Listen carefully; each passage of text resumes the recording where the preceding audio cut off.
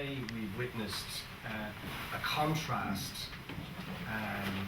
which in many ways sums up the real issues at stake in the Lisbon referendum. And the contrast is between this gathering here, which is of progressive political forces, an alliance of progressive political forces, both from across Europe and across this country, who have a record of campaigning against war and militarism, who have a record of campaigning against racism, who have a record of campaigning in favour of trade union rights and workers' rights, and generally trying to promote the cause of social justice and democracy.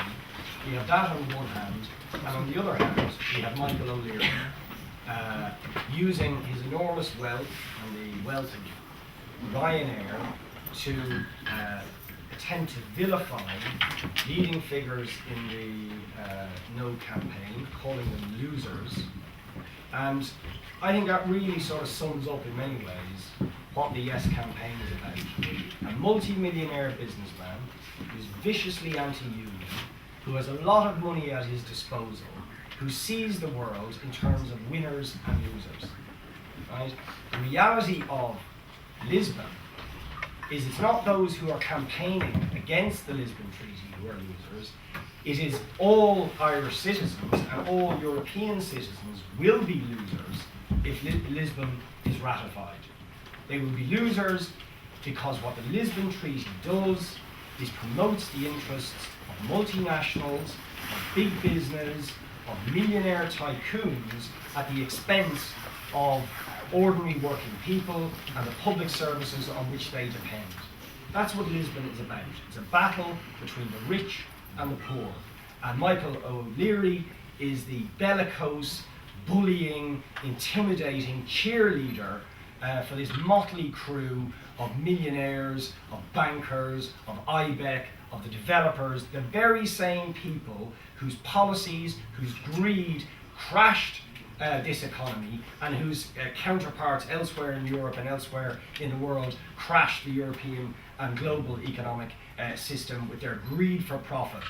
And how is all that connected to Lisbon? Very simply, in Lisbon's constantly reiterated commitment to undistorted competition. What does undistorted competition mean? It means nothing must get in the way of the right of Michael O'Leary and his cronies to make profit. They don't care about the cost to the rest of society. Nothing must get in the way. That's what a distortion to the market means. Nothing must get in the way of their right to make profit.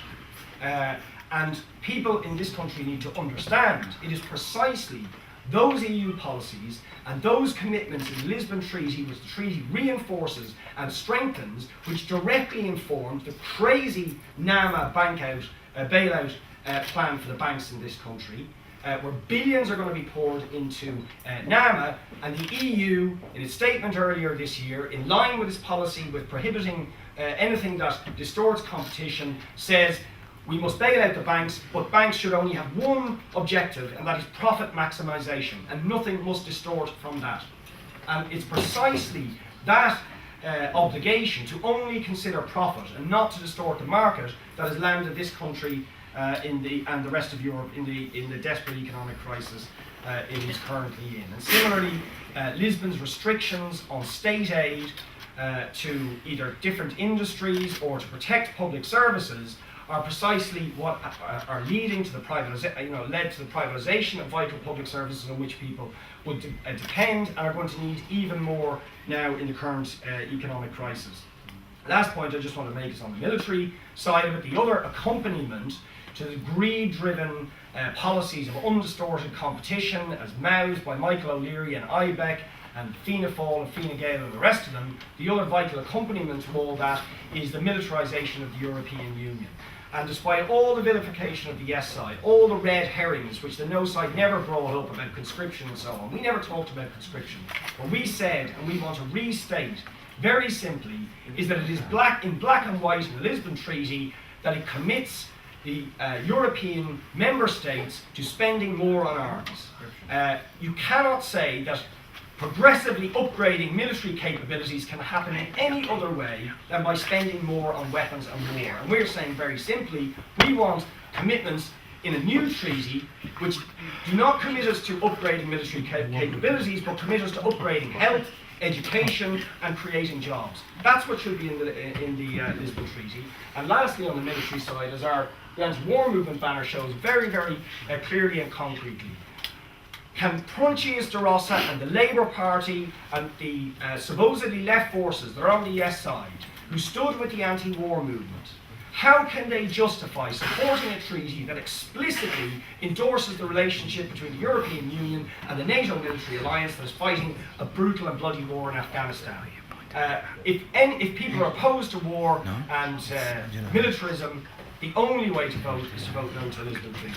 Thank you, Richard.